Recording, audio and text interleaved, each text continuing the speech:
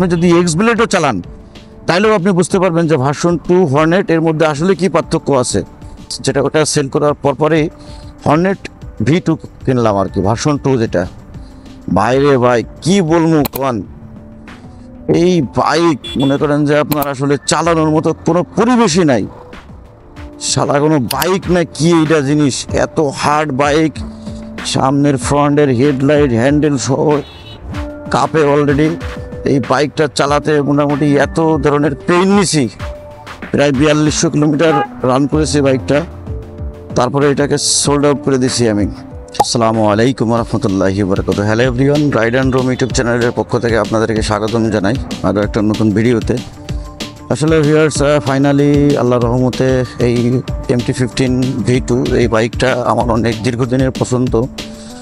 তো সেটা আসলে কিনবো, এটা কিনি সেটা কিনি, এর মধ্যে আসলে MT-15 V2 কেনার আগে আরও দুইটা বাইক আমি অলরেডি ইউজ করেছি, মানে এইটা কেনার উদ্দেশ্য করে। অর্থাৎ যখন V1 আসলো তখন এইটা একবার কিনতে চেয়েছিলাম, কিন্তু নানান কারণে কেনা হয়নি। কারণ তখন ভার্সন 2 চালাইতাম আর কি, আপনার ইয়ামাহা FZS। তো V1টা দেখলাম যে বেশ খানিকটা সিট হার্ড, এরপরে হচ্ছে আপনার সামনের দিকে একটু লিন হয়ে চালানো লাগে। তো এইসব নানান কারণে যাই হোক, তখন ওই সময় ফাইনালি আসলে এটা নেওয়া হয় নাই। তো বেসিক্যালি তারপরে আবার আপনার FZS ভার্সন 3টা আমি V3টা আর কি পারচেস করছিলাম। ওইটা মোটামুটি কথা 2 বছর 25 মাসের মতো রাইড করছি। খুবই কমফোর্ট এবং ভালো বাইক ইনশাল্লাহ, এবং যদিও মেনটেন কস্ট অনেক বেশি আর কি আসলে।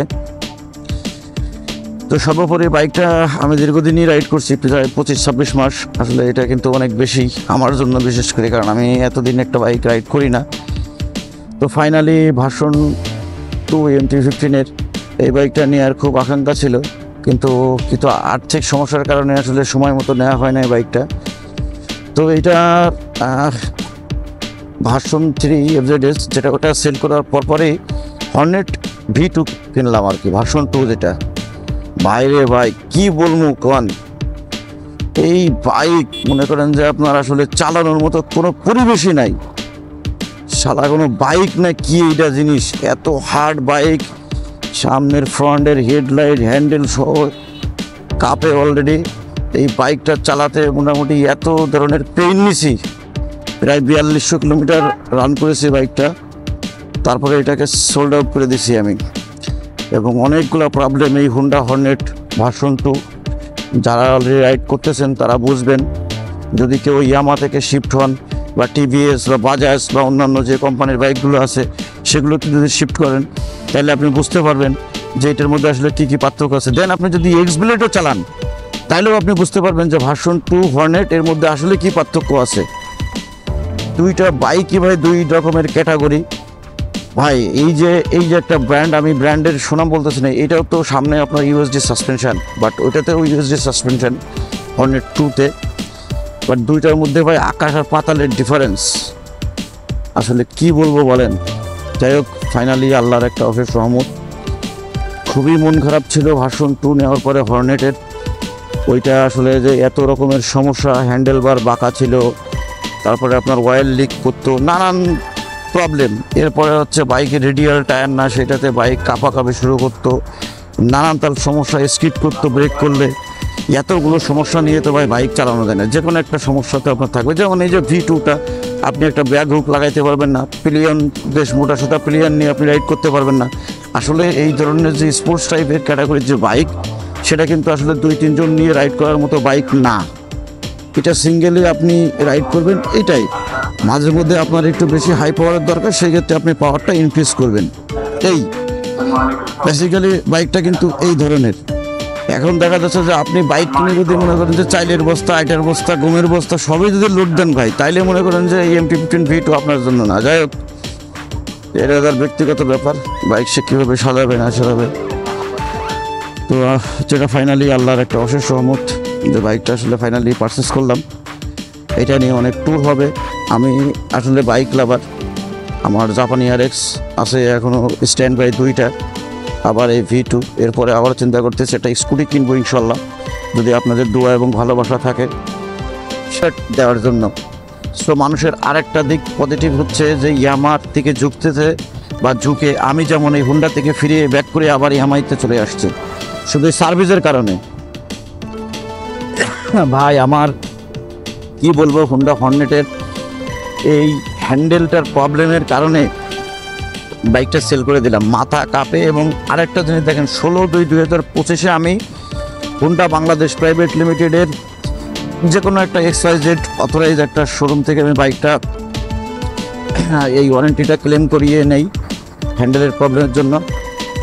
আমার বাইকটা পার্সেস হয়েছে 5/1/2025, আর আমি 16/2/2025 আমার হ্যান্ডেলের এই প্রবলেমের কথা আমি সার্ভিস সেন্টারে গিয়ে জানাই। প্রথম তো তারা মানতেই না, আর কাস্টমার দিয়ে মনে করেন হ্যান্ডেল চেক করাই, গাড়ির পরে উঠায়। আমি তাকে বললাম যে গাড়িকে আমি চালাই না আপনি চালান, আপনি হ্যান্ডেল আর একজন দিয়ে পরীক্ষা করাচ্ছেন। তো এরপরে যাই হোক ওটা মানতেই না, নারাজ। পরে আমি অনেকভাবে ট্রাই করে তাদেরকে এটা বোঝানোর সক্ষম হয়েছি।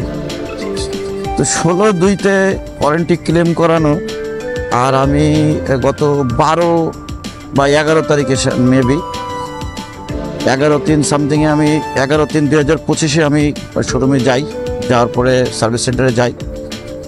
11/3/2025 আমি সার্ভিস সেন্টারে যাই, যেখান থেকে আমি এই ওয়ারেন্টিটা ক্লেম করছিলাম। তো যাওয়ার পরে তারা বলে ভাই ওই হ্যান্ডেল আসে না, এটা 380 টাকার হ্যান্ডেলের জন্য আপনার 1 মাস ওয়েট করা লাগতেছে, আর আপনি ওই যন্ত্রণা আর ব্যথা নিয়ে মনে করেন যে বাইক রাইড করতেছেন। ভাই এটাই হচ্ছে মনে করেন যে পার্থক্য। আজকে ইয়ামার গাড়িগুলো কিন্তু আমাদের কাছ থেকে অনেক অনেক হাই প্রাইস রাখা হয় বিভিন্ন পলিসির কারণে। সেটা তো আমি আপনাকে ছোট্ট করে একটা বুঝলাম যে আসলে একটা আইফোনের ফেব্রিকেটেড কস্ট টোটাল 40 থেকে 45,000 টাকা বা মেবি 50,000 টাকা হবে। আমি দেখছি আপনার বিভিন্ন পেপার পত্রিকায় বাইরের এবং পেজেও দেখছি কেন আসলে এই আইফোনের প্রাইসটা এত হাই থাকে। তারা বিভিন্ন রিসার্চের উপরে আপনার টাকাটা অনেক বেশি নেয়। যেমন এই যে EIটা লঞ্চ করলো আইফোন 16 সিরিজে, সেখানেও কিন্তু একটা বিস্তর টাকা তারা খরচ করছে, এবং ওদের প্রত্যেকটা প্রোডাক্ট বিভিন্ন ভেন্ডরের কাছ থেকে নেওয়ার সময়ও খোদ আপনার অ্যাপেলের ইঞ্জিনিয়ার বা আপনার কর্মকর্তা বা কর্মচারী তারা মনিটরিং করে QC করে কিন্তু তারপরে প্রোডাক্টটা তাদের এখানে নিয়ে আসে। সো বুঝতেই পারছেন আসলে quality is no compromise the product. Same to same ইয়ামাও এই কাজটাই করে। আসলে বিল্ড কোয়ালিটি খারাপ হইতেই পারে, কিন্তু আপনারা এটা পরীক্ষা করে দেখবেন।